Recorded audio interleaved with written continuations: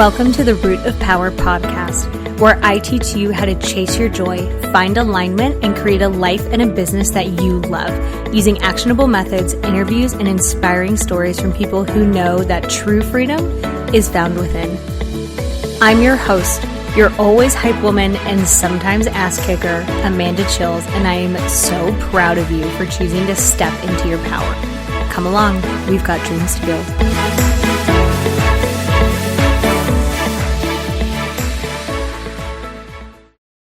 Okay, my love, I have put everything that I offer for free on one page so that we are not doing more work than we have to, because why would we do that? Hashtag work smarter, not harder. So livemyhappyhealth.com/free. You are going to find everything I've created for not only leveling up in your personal life and building a life that you love, but leveling up in your business life and building a business that you love. Okay? livemyhappyhealth.com/free. Love you. Okay, hello, Root of Power fam. We have got Elizabeth Kipp with us this morning or afternoon, whenever you're listening, coming from Kansas, apparently in the middle of the continental US. So that's kind of a fun thing. She is a stress management and chronic pain specialist. She is trauma trained and yoga informed addiction recovery coach, ancestral clearing practitioner, which I am very interested to hear about, a yoga and meditation teacher, and an international best-selling author. Okay, hello, we love this. Of The Way Through Chronic Pain, Tools to Reclaim Your Healing Power. You do a lot. Welcome. Thank you so much, Amanda. It's great to be here. Yeah, all those things that you listed, they're all under the umbrella of the chronic pain stress management piece, because for me, I needed to bring a holistic approach. I needed to bring, all these different perspectives to the game. So that's and that's where I think a lot of Western focused medicine gets it wrong, is they just focus on the body or they just focus on the mind. So as a therapist by trade, a lot of therapists run into this problem as well, where they only do talk therapy and they don't bring any somatic work in. They don't work through the nervous system. They don't work through embodiment. And so we forget, the West forgets that mind and body are the same. They're two sides of the same coin. If you can't go through one without going through the other, but we separate them. We, not like holistic practitioners, but like Western medicine and talk therapy, if you're not doing any somatic work, tends to separate them. And I'm sure you've seen, because you've been in this field for so long, like the problems that causes. I agree. And the thing I would add, I would take that one step further and say you can't separate mind, body, and spirit. So when we leave that piece out, that would keep the model incomplete. And the way I kind of really saw this in a grounded way was when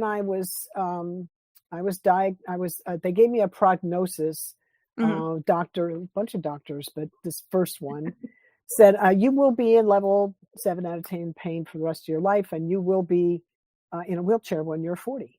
Wow. And I was devastated by that. And I had this science background. Yeah. And I was very vulnerable at that moment. But I knew inside of me there's something's not right here. Yeah. And I realized that he had made an error in his pronouncements, because science is about probabilities, right? Not facts. Certainties. It's probable that, right? So he didn't leave any room for hope, and that's a problem, right? And it's a mistake, I feel. And he also forgot the limitation of the scientific framework. Science can only comment on what it can measure, observe, and describe. What it can observe, measure, and describe. Yeah. It can't comment on anything outside of that framework. Yeah. So it doesn't address anything outside of that framework, and Western medicine sits in that model. Right. But where do we heal? We live and heal in the all that is, the seen and the unseen. And so we need to bring in the unseen as a piece of that. And that was my saving grace, was knowing, He's got a limited viewpoint. His perspective is just this. Scientific paradigms change. We never knew what plate tectonics were a long time ago, right?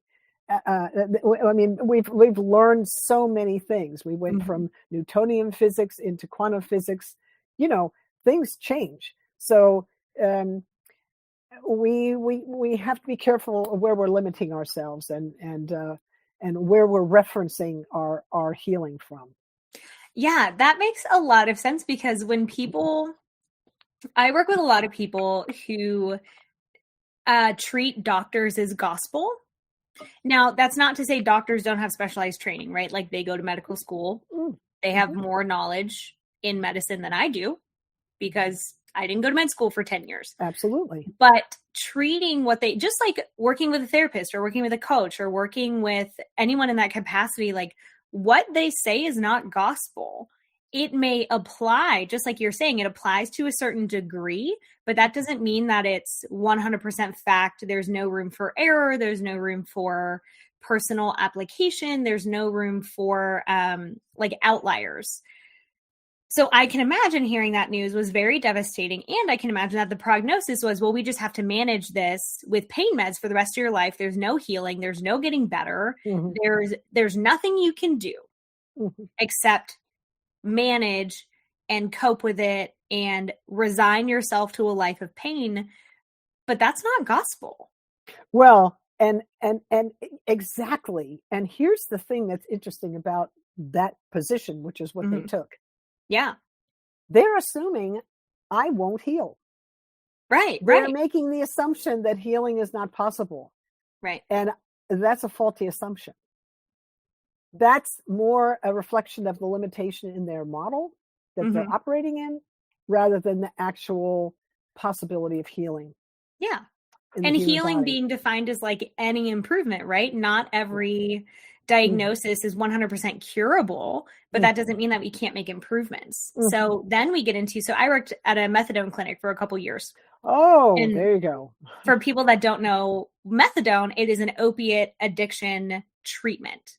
So people who are addicted to opiates, who are addicted to pills, to heroin, methadone helps them come off. Suboxone, same thing. So before I went into that, I thought what most other people thought, which was that people started with pills and they would go to heroin, but that the pills were voluntary, right? And what I discovered through working in a methadone clinic is the vast majority of people who eventually became addicted to heroin, who eventually became addicted to prescription narcotics, started by doctor prescriptions. Exactly. Started by doctors who said, you're always going to have chronic pain. The best we can do is manage it. What I'm going to do is give you opiates, which are not even intended for long-term chronic pain. Exactly. Not even intended for long-term chronic pain. They're intended for very, very short term. I'm explaining this for the listeners. I know that you know. They're not intended for chronic pain because they're extremely addicting. Well, they're also not effective at healing chronic pain. That would be the second reason. They're very effective short term. They're very ineffective long term. We get addicted to them very quickly. And so then it ties into, right, what we're talking about really ties into this opiate epidemic that we've seen, where now we've got so many people addicted to prescription pain meds and adjusting onto heroin because it's cheaper and it's more readily available. And so much of that stems from limitations in Western knowledge about chronic pain and healing and improvements, and not integrating mind and body and spirit, and just resigning people to a lifetime of pain, which is horrible. Yes. And just while we're at this space, I'm going to bring in the definition of chronic pain for everybody. Chronic pain is any pain, physical, mental, emotional, spiritual, financial. Any pain that's felt 15 days out of 30 for 3 months or more. Yeah. The brain can't tell the difference between a broken bone and a broken heart. It all sends the same signal. It hurts to the brain. And why is that important? Because the brain is changed by the chronic pain experience. There's a lot of confusion in the brain. Anyone who's listening who's a chronic pain sufferer, and a quarter of us are, so across all socioeconomic measures, those are numbers pre-COVID, so who knows what they are now, right? Higher. So you get, you get a brain fog and confusion, and you get a much more pronounced negative, because the emotional center is very affected, very negative spin. So it's either everybody's wrong, or I'm wrong, or both of us are wrong, or something is wrong and it's everything. It's a very scary place to live. Yeah, it has a lot of opiates don't help with any of that, by the way. Right. And I think it has a much bigger impact than people realize, because as someone who suffered chronic pain, and as someone who works with people with chronic pain, it's very slow. Like, you don't notice how deep you're in. Does that make sense? Like, the changes that happen can be very slow. So because they are that slow, they become your normal. So at times you don't even realize how big of an impact you've had until you heal it. And then you're like, oh my God, I've been living with that for this long. And I wonder if that's something that you see in the clients you work with. Well, actually, what I see is very interesting you say that, because it's you're kind of bringing the metaphor of the frog. You put the frog in the water and then you heat it up slowly and it doesn't jump out, right? That kind of thing. I wouldn't say chronic pain is quite like that. I think we know we're in it. My thing was, I'm denying it because it was just too, so that was, there's a whole psychological, as a therapist, this, there's a whole psychological profile that goes with that negativity and the trauma, unresolved trauma in the system. And I'm so disconnected, and then I disconnect from myself, and I'm not even in this present moment. We don't even know how bad it is because we're not even here. Right. Right. There's kind of that. The other thing that I see, and I really struggled to kind of hold on to, was when we get into the space of hopelessness, because we can't see past our own. It's just we get so used to kind of being in that. For me, I got so used, and so many people I talk to that have had this, I got kind of, okay, this is where I am. And so it was scary to try something different, because everything I tried before didn't work. And if I try something different, it might get worse. Right? So that, again, the mind in this negative, catastrophic kind of thinking is part of protective. What we do. Oh, I mean, I get the thought process. Yes, absolutely. We can't connect when we're protected. Right. So it makes it a very this hopelessness is a very is consuming, very difficult, very, very difficult space. And it of course, it's the lie of chronic pain. Right. There are all these lies that chronic pain tells us, but the thing is, chronic pain, and remember, it's physical, emotional, spiritual, doesn't matter. Chronic pain tries to steal our attention away from everything but itself, right? And it's very effective at that. So it's like depression in that way. And depression's a chronic pain experience. Yeah. Did you start with meditation, or did you start, like, how did you come into your healing? Was it through meditation? Was it through yoga? Was it both? Was it through ancestral work? How did you? Yeah, I actually was a meditator already. I started meditating back in the 1970s. And I feel like that was one of the things that kept me kind of holding on, because I had that peace. But I was still affected, right? Just like a normal anybody would be.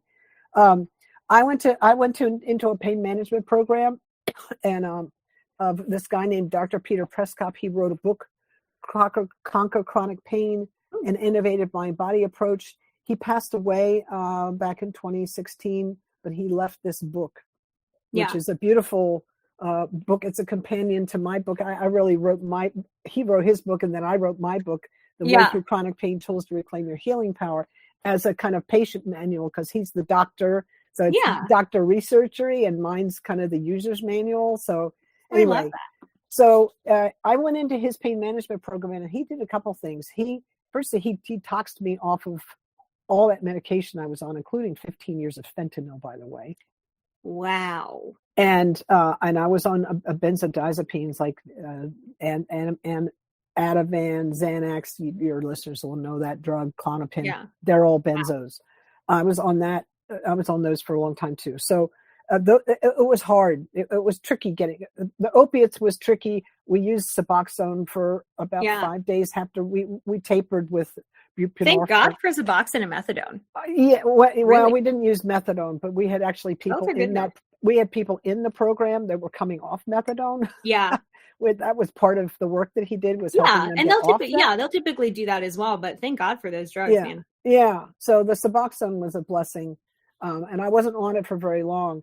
It was getting off the benzos that was the hard part. I mean, I shook for a month. They really fried my nervous system and my sleep cycle, and it was just very difficult. And people don't realize benzos too are not contraindicated. They are contraindicated for long-term use. Like I have a lot of clients that come in that are prescribed Xanax daily, and I'm like, what the fuck is your doctor doing? Yeah. You're the like, research is. And they're like, I take 3 a day. And I'm like, fuck no. What are you doing? Yeah. But they don't know. Yeah. That benzo will turn around and bite you in the butt. Oh my God. It's so addicting. And give you what you took it for. As I ended up taking it for the anxiety that had around all the pain. And it ended up giving me panic attacks. I mean, it didn't just give me anxiety. It up-leveled the anxiety that I had. So I just like, wow. A super dangerous drug. So Western medicine really failed you. Well, it did, but I want to go back to your original question, which was where did he start? First, he started with detoxing me, which he knew how to do. Thank God, because my prescribing doctor didn't. He didn't know how to he didn't know the exit plan. He had an entry plan, but he didn't have an exit plan. And I always say to people, anybody's going to put you on an opiate or a benzo. Ask them what the exit plan is first. Right. Yeah, they have their place. They just need to be very carefully managed. So that you have a full plan. You don't have just an entrance, right? So he brought in Qigong was the first. We cleared my system, and then he brought in a very beautiful, simple Qigong, which is an Eastern. It's not really a martial art. It's more of an energy system. Energy movement practice. It's kind of like Tai Chi, but its own version of it. And Tai Chi Chuang. He brought that in, and then he brought in meditation, which I already knew, but he, brought it in as a we got to do this 20 minutes twice a day, period, kind of thing. And of course I brought in the yoga piece, and then we also worked. Then he also had ancestral clearing. He had John Newton in who was my ancestral clearing teacher.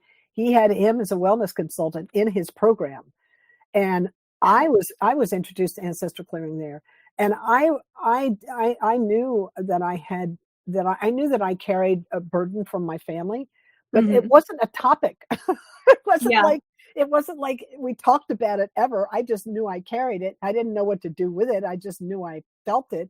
But ancestral clearing helps you release the burden of that. Yeah, and that was really quite remarkable. So that was a very important modality.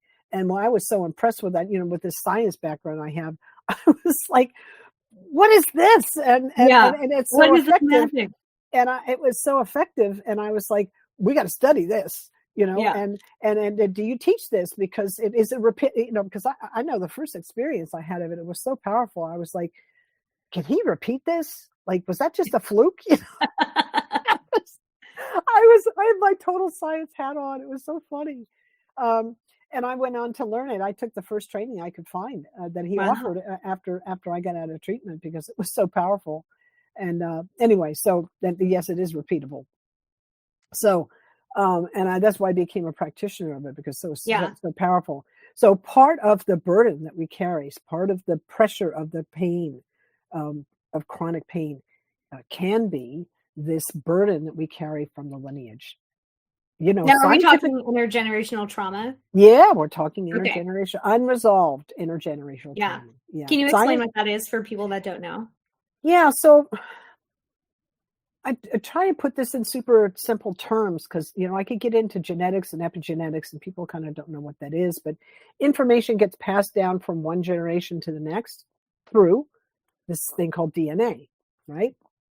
Right. And And I'll give you kind of I'll give you a couple of examples from the female line.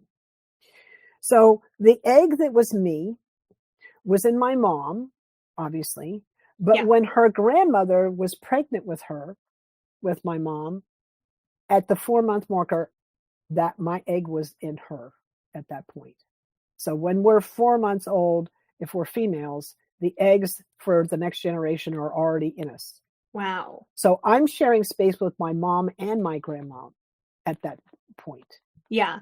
Right? That's interesting to me. Fascinating.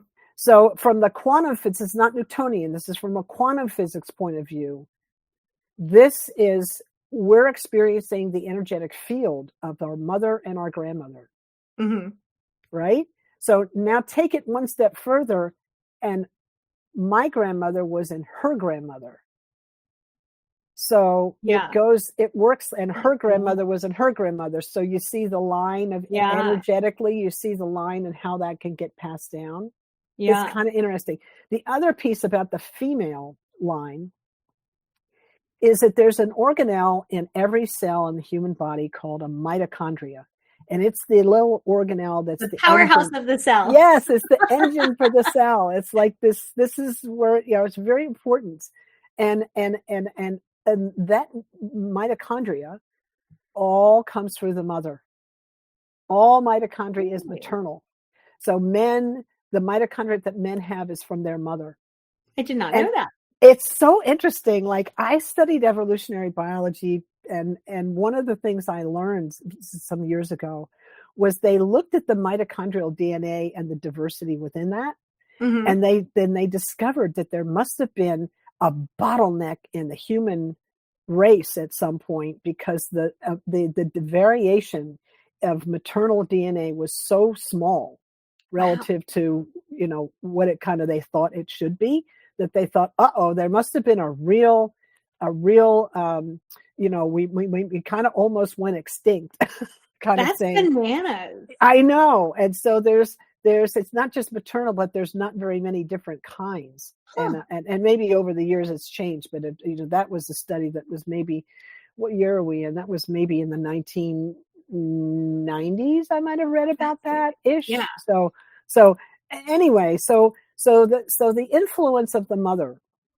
Yeah. I'm not saying that fathers don't have influence. I'm not saying that. I'm just saying that if we look at the ancestral piece, mm-hmm. you can see it real clearly in the mom. Wow. Right? You can see it real clearly in the mom. And it's not just humans and mammals. It's insects, which came before us. If you look at the monarch butterfly, every 5th generation, it migrates. And how does it know how to do that? It doesn't go to school. It's like, this is the epigenetic part. So the information's passed through the gene. The epigenetics is expressed through environment. Yeah.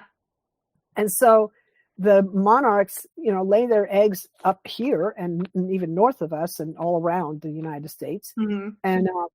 And then when fall comes and the light changes and the temperatures change, mostly it's light driven or dark driven, how many hours of darkness we have, the gene gets turned on by that environment, and boom, they go back to where they came from. That's information. Yeah, it's past information. It's every 5th generation. So that information gets passed down. It just doesn't get activated until the environment is just so. I read that specifically with monarch butterflies. They would migrate over a certain lake. Don't ask me which lake it was, but they would move as if there was an obstacle there, because millennia ago there was a mountain there. Wow. And they remember that but there's no mountain now, but they remember that there was a mountain there. Like, it even passes down, and correct me if I'm wrong, but a lot of these intergenerational trauma studies have been done with Holocaust survivors. Oh yeah. Mm-hmm. And their mm-hmm. offspring. So the research shows this. So you got into, what does it look like? So therapy does intergenerational trauma healing, because we're healing mm-hmm. mother wounds, we're healing, pain that you're carrying. But I imagine, what does yours look like? What does it do? Well, it's a very specific process. It's actually trademarked and registered by John Newton of Health Beyond Belief. Good for him. He's the only one that teaches it. there's a bunch of different people that are in this ancestral healing space. Yeah. John's is ancestral clearing. And it's a very interesting process. We actually rely on source energy, the field of consciousness, that energy there. We actually ask that to come in and act on our behalf. So that's a little different than therapy. We're actually asking. So it's not like I know how to heal this stuff. Yeah. I'm just actually a kind of like you're like a channel. Well, yeah, I'm not even sure I like to use that, but I'm kind of helping to focus the energy between the field of consciousness and the client. Okay. Right. I'm kind of an interpreter, right? That makes sense. Yeah. And we bring in, so we call in that energy, we ask, and then we're bringing the thing we want to offer up. We're offering up the burden that we're carrying, and we call that forgiveness. We call that forgive. So forgive means offer up. We're not asking it to forgive us. We're asking it to help us. We're offering up. We're asking it to help us release what we're carrying. It's a little different. And then we bring in gratitude and humility. How long does this process take? Well, it can take a minute, or it can take, I do 50-minute sessions, but one little piece of it can take a minute, and I can show it to you right now. I can show you just a little piece, and you'll feel it on the in the live, because we're live, but the listeners in the replay, it's just as powerful on the replay, because we do this all the time. Yeah. Cool. Okay. So, let me just, so I want everybody listening to just sit quietly. Just notice the sensation that you're feeling in the body, whatever it is, and just breathe normally and listen to these words. Okay. We'll call the source, this creative consciousness, we'll just call it infinite creator. Infinite creator, all that you are, source of all that is, was, and never will be. We ask humbly and gratefully that you help everyone listening to this and all of their relationships, all their ancestors and all of their relationships, through all relevant time, space, dimension, realms, lifetimes, and incarnations. For all the times they felt let down by life, by family members, by relationships, by anyone representing the Creator. For any time they felt let down by the Creator in any name or form. For any time they turned their back on the Creator, or believed the Creator turned their back on them. Please help them all forgive each other and forgive themselves. Be at peace with one another and at peace with themselves, please, and thank you. For all the times you weren't nurtured, loved, supported, and cherished, please help all of you to forgive each other and forgive yourselves. For the times you didn't nurture, love, and support others in the ways they needed. For any times you were out of integrity with one another, or another out of integrity with you, please help all of you to forgive and release each other. Forgive and release yourselves. Please and thank you for the highest good. Please and thank you. For any time anyone withheld love, any time you were coerced or trapped another, anytime any of you did this to others, please help all of you to forgive each other, forgive yourselves, find peace with one another, find peace with yourselves, please and thank you. And for any time you believed, felt, or were shown you weren't enough. For the times you tried to earn or learn your way into the value of your family, your relationships, or into the grace and love of the Creator. For all that led up to this, and all you made it mean, please help all of you to forgive each other, help you all forgive yourselves. Be at peace with one another and at peace with yourselves. For the highest good, please lift out all weight, pain, burden, sin, death, debt, negativity, limitations, spells, hexes, curses, white magic, black magic, real or imagined. Lift all of us into your heavens, transform it into your love, and let it flow back into you, all of you, down forever, please and thank you, please and thank you. Now take a breath in and let it out. And how does that feel in the body? Just notice. That's bananas. What? I like that it's like very encompassing. We love that, and specific. We love to get specific with spirit. Yeah. Wow. So, isn't it interesting how I know that the first time that I experienced this, the first thing John said was, for all the bullies in your life. Yeah. And I was in such denial about my experience. That was my habit, that I never even named that as a thing. Wow. But when he did, all of a sudden the younger parts of me got validated, and they were like, ah. Wow. Yeah. and I just felt this huge release just from being seen and heard at that level. Yeah. You know, it's crazy how language can unlock parts of yourself that like you don't even realize you've locked. Exactly. And someone says the right thing and you're just like, oh shit, yeah. Yeah. Yep. Yeah, those are coming up. That's ooh. Yeah. How lovely. Do people work with you typically more than once? Is it just like a one and done? They tend to come back. We do all of it. I mean, people come to me for one time, and then but I have people that come to me once a week, once every 2 weeks, once a month, you know, kind of whatever it is. It depends on kind of what they're dealing with. Sure. You know, it depends on what they're dealing with. You know, in the chronic pain space, especially in recovery, coming off of, say, benzos, I have somebody I work with, those people, you know, you can imagine the anxiety in the system, the nervousness. Yeah. That I don't just do ancestral clearing for them. I do help with the vagus nerve and help them, you know, help them to re-regulate that and find some kind of clear the dysregulation, the dysfunction in the nervous system. I help them do that. Yeah, that's where the yoga piece comes in, and the pranayama, the breath work, all of that. Yeah. And you know, another thing that's very helpful, just in the other pieces, we heal in this space in relationship. Whatever the trauma, whatever the trauma was, that happened in a relationship where there was a rupture. Yep. And so we heal in a space where we're in a safe relationship. Yeah. Right. And you know that as a therapist, we have to, that's the thing. Yeah. So this is another reason why ancestral clearing is so helpful. Because relationships. You're having you're talking about, you're in relationship with the practitioner, right? So they try, you know, providing a safe space for you. Yeah. And they're validating, bing, bing, bing, bing, bing, bing, bing, all these experiences not just you had, but your ancestors had. Yeah. And so there's just a release that happens.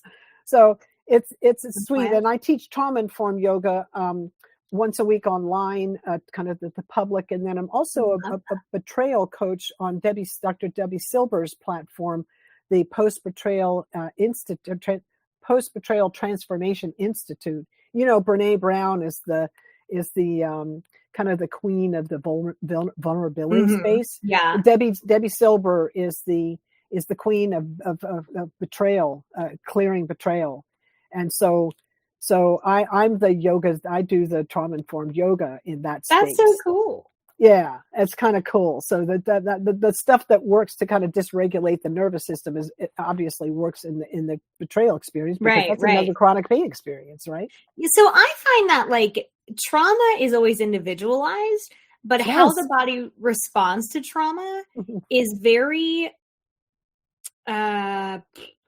thematic, if that makes sense. Like the body responds to trauma in very, very, why is my brain not working? Not precise, predictable. Yes. The body responds to trauma in very predictable ways, even though all of our trauma, no one is alike the other, but the way that our body responds is so predictable, is so similar. And so I think one of the really lovely things about like people, more and more people becoming trauma informed, one is we're traumatizing less people, which thank God. Yes. Because a lot of, I think, quote unquote healing modalities in the past have been extremely re-traumatizing and invalidating. They can be. No, thank you.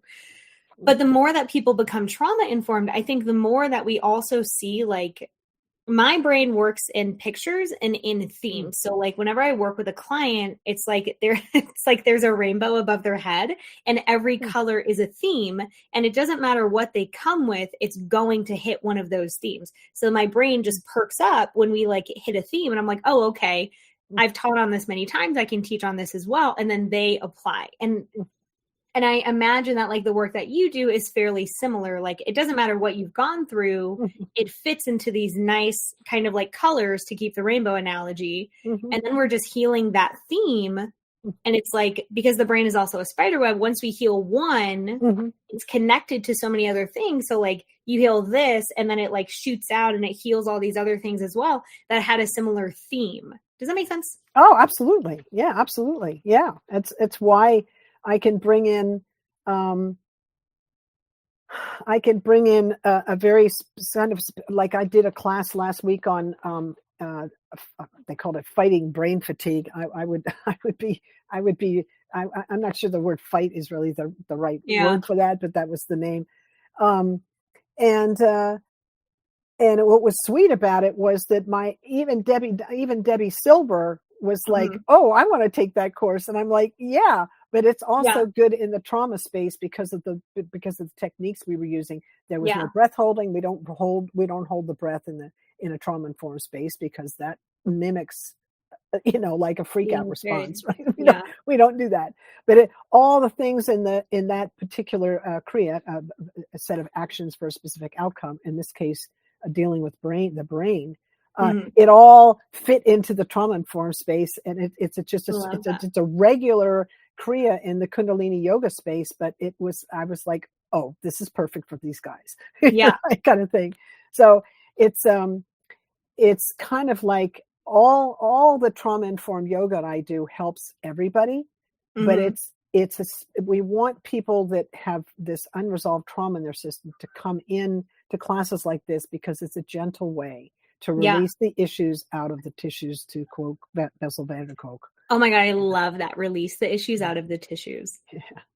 Well, we want to do it gently. We don't want to like have a big, explosion kind of thing, because we don't want to do that. We want to do it in this. Especially if you're not working with a practitioner who knows what they're doing. So I run into a lot of clients who have worked with, I don't run into a lot of clients who worked with a coach actually, but a lot of clients who've worked with a therapist previously who the therapist didn't know what they were doing. Like they weren't trauma informed, they weren't education based. And people who tend to hire coaches will tend to work with more than one. And I wonder if that's something, because the coaching space has a lot of grifters, right? The coaching space has a lot of people who make a lot of money selling something that isn't sustainable. And I wonder if that's something that you've seen as well, is where people will come and they will have had maybe more than one coach, and they have dealt with coaches who like either weren't properly trained or like just didn't know what they were doing. It's kind of like a missing piece. It's kind of like they're missing a piece of the puzzle. They're trying to put a puzzle together, but they're missing a piece because they don't have the education. And I actually had a comment from one of my clients is a therapist. And she was like, Elizabeth, I mean, I'm not trying to toot my own horn, but I'm kind of speaking to your question. She was like, because I make it very clear, I'm not a therapist. I don't have that. I don't have that label. I don't have that degree. And she was like, you're doing more than any of my therapists did, right? And she's a therapist herself, so we can't see our own stuff. But and I bring in ancestral clearing, but I'm also, because I also do Dr. Gabor Mate's a compassionate inquiry method, which is a very sweet, very gentle. We're not going for an outcome. We're just exploring what's happening in this space. And can we give it some space, whatever this thing is, can we give it some space to just be what it is? Yeah. Right. Can we just chill out and not go for anything? Can we just be? Right. Yes. And that, blending that with ancestral clearing and just kind of understanding kind of trauma, kind of coaching generally. Yeah. Man, people are like, they get heard. You catch the nuances and they're able to get to a deeper level. Yeah. Right. And I find that people always know. Like, I've never given client answers, and I don't need to, because they always know. My job is to help them get to the answer, which they already know. Yeah. They just are cut off from. Yeah, you're just turning the light on that they think it's dark in there, and you're just like, yeah, there's some light over here. Take a look over here, Oh, I love that. I love the curiosity space. I think it's so much more empowering than saying, here's what's wrong with you and here's how to fix it. Like, it doesn't teach them anything. Yeah, that's not really the Socratic method of asking questions and having the client answer them and come up with their own answers, that's so powerful. Right? Because we always know we're pointing them right back to themselves. Yeah. Right. And so they come to us as a victim, and we turn around and we give them empowerment. And man, preach. We love. So how was it building? Have you always been online? Are you a blend of online and person? Like, how did you build were you working for someone else before you went into coaching? Like, what was kind of your journey into entrepreneurship? As soon as I got out of Dr. Peters' treatment, this is what happened. I'll tell you. I went to Dr. Peters' pain track every afternoon, and this is a treatment center. And there were 20 of us that went to pain track. There's 100 people, 100 patients on campus. There's 400 staff for the 100 people, which is amazing, right? Wow. And then 20 of us went to pain track, and the other 80 went to relapse school. So I never got to go to relapse school. And I was like, I went to my counselor and went, well, I'm missing out on this. What do I do about that? She looks at me and she said, there's an 80% relapse rate in the first year, meaning everybody, that's addicted to whatever they're addicted to, they go back to using within a year, 80%. And I looked at her and I was like, in my head, I was like, I'm doomed because those odds are against me, right? And the second thing, because I started out as a social scientist, the second thing that went through my head was, what's wrong with this model? There's something wrong with this model if we've got a relapse rate at that level. Right. So I made a commitment in that moment to do something, to move the needle on that relapse rate back, right? Yeah. So that we can improve it. And that's when I came right out of treatment and went right into building my platform online and teaching the things that I had learned. What were you doing before? Well, I was in I was actually an editor for my son at the Daily Love. He ran this thing called the Daily Love. It was an online platform, a Twitter account it's a website, a Twitter account for years. I was the editor on that site. He had 4 bloggers every day plus himself, so it was a fair amount of work. That's cool. And I had been back in the before I went into all this surgery and all this chaos started. I had been a remote sensing specialist and had been a plant biologist, and I was working on a NASA grant as the plant biologist for the Landsat satellite program. Wow. And I was in environmental studies and doing that kind of stuff. And and my back became very unstable, and I needed all this surgery and it really took me right out of took me out of my career for 32 years. Wow. And so I started a completely new career, and I was just like, this is totally my path. Because I know when I ended up like having to say, my career's been decked, I was like, well, now what am I going to do? Well, I didn't have an idea at the time that the universe had pointed me to a different direction. I was just going to say that it's funny how everything has its place that we go through. I know. Yeah, I know. So I just, so I got online. I teach since COVID, I'm 100% online. But I do, I did live workshops around the Kansas City area. I've done some stuff internationally across the country, but mostly it's in this area. And now since COVID hit, I've been 100% online, which is fine. I'm happy to be there. But I am eager to get back to people, to actually body to body. Is that your plan in the future, to go back to like body to body and doing workshops and things like that? Well, both. Yeah. I'll tell you that there's a big difference between working with bodies in the room, teaching a yoga class. I can shift the class depending on who's in the room and what I'm feeling. Right. I'm pretty good at doing kind of, the Zoom space, I have it's just different. I don't have the body to body feedback. And so it's a very different space. I noticed that so greatly. I taught a trauma-informed yoga class for everybody, teachers, yoga teachers, and everybody It was about 50 people, about May into the 2020, into the pandemic. And it was all on Zoom. It was around the world. Just people came from all over. Cool. And you know what? I realized it was a very humbling time because I couldn't track everybody in the room. Yeah. I couldn't. And I was like, I can't feel people. And it was really humbling. And I thought, okay, I'm going to have to do something to change me to navigate this Zoom space better because I can't feel it. So I went into a very deep 6-month yoga teacher training, much deeper than I had been before, and did this yoga teacher training 6 hours a day for 6 months just to increase my own sensitivity to my own sense of the subtle in this space.